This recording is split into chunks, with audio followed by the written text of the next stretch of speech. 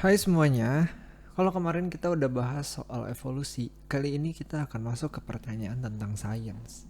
Buat teman-teman yang suka pelajaran fisika, teman-teman yang suka pelajaran kimia dan biologi, maka teman-teman akan banyak banget belajar tentang ilmu-ilmu pengetahuan yang selama beberapa ratus tahun terakhir ini ditemukan.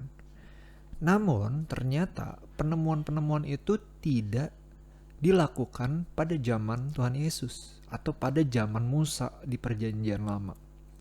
Maka dari itu, banyak sekali orang-orang yang melihat betapa berbedanya Alkitab dengan sains, dan akhirnya banyak sekali orang-orang yang membuat dua kubu yang bertentangan. Jadi kalau teman-teman suka dengar kalau seminar-seminar tentang Bible versus Science, itu adalah sebuah cara di mana membuat adanya perbedaan yang sangat drastis antara sains dengan Alkitab, sehingga kita tidak melihat adanya banyak kesamaan.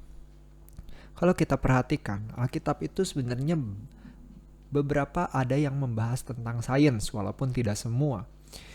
Seperti ketika Daud menuliskan di Mazmur pasal 19 ayat yang kedua, langit menceritakan kemuliaan Allah, dan cakrawala memberitakan pekerjaan tangannya.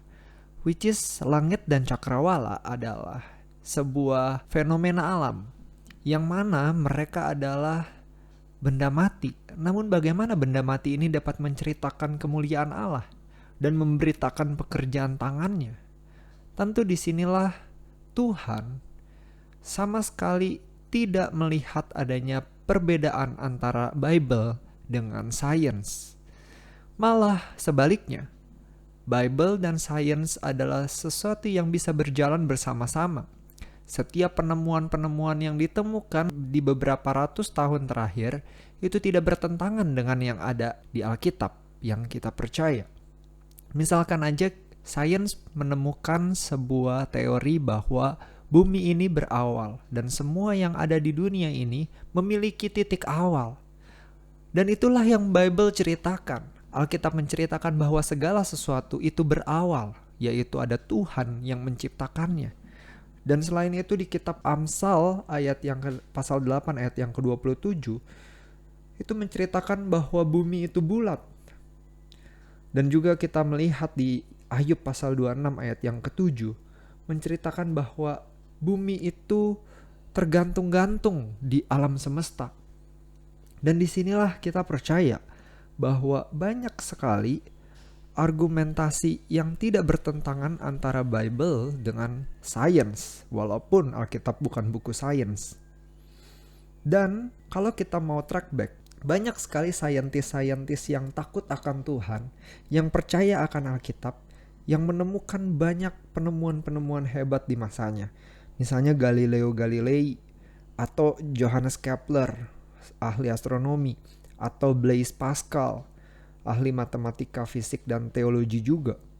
Ada Robert Boyle, ada Isaac Newton, ada Michael Faraday, ada Gregor Mendel.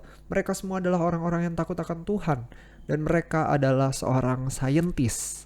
Bagaimana mereka bisa percaya kepada sains dan kepada Alkitab dalam waktu yang bersamaan? Tentu bisa, karena itu bukan hal yang bertentangan. Disinilah kita boleh percaya bahwa ada Tuhan yang menciptakan langit dan bumi, dan Tuhan yang menciptakan langit dan bumi juga menciptakan segala ilmu pengetahuan. Tuhan yang menciptakan ilmu pengetahuan dan menciptakan semua sains yang akhir-akhir ini baru ditemukan. Itulah Allah yang juga menuntun umatnya untuk boleh menuliskan setiap tulisan-tulisan di dalam Alkitab.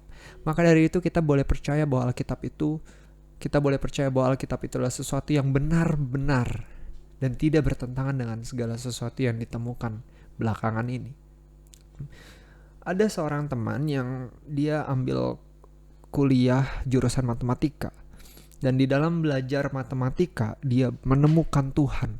Loh, kok bisa? Gimana caranya dia belajar matematika dan menemukan Tuhan? Dia berkata bahwa dia menemukan ada sebuah simbol. Simbol ini adalah simbol infinite atau tidak terhingga, kayak angka 8 tapi diputar. Nah, disinilah kita melihat bahwa di ilmu pun bisa menyatakan kemuliaan Allah dan memberitakan pekerjaan tangannya. Karena temanku berkata begini, coba pikir, di antara angka 0 dan angka 1 itu ada berapa angka?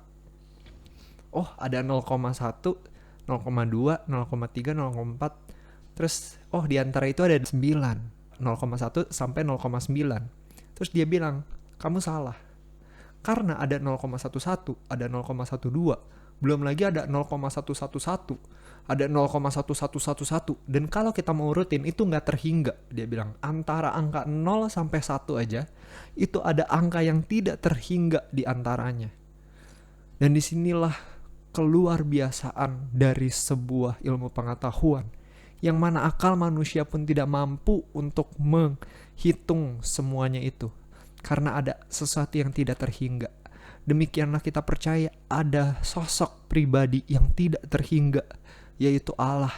Namun dengan belas kasihannya dia memberikan wahyunya untuk kita boleh mengenal dia yang tidak terbatas itu. Sehingga kita boleh mengenal siapa Allah. Adakah kita bersyukur dengan ilmu pengetahuan yang sampai hari ini ditemukan? Adakah itu boleh membawa kita semakin dekat dengan Tuhan dan menemukan Tuhan? Karena percayalah, Tuhan berbicara bukan hanya melalui Alkitab, tetapi juga melalui wahyu umum. Dan wahyu umum ini juga berlaku di dalam setiap penemuan sains. Dan kita akan terus mencari tahu siapa Tuhan kita. Banyak pertanyaan-pertanyaan yang menarik yang akan kita bahas selanjutnya. Stay curious, thank you, and God bless you all.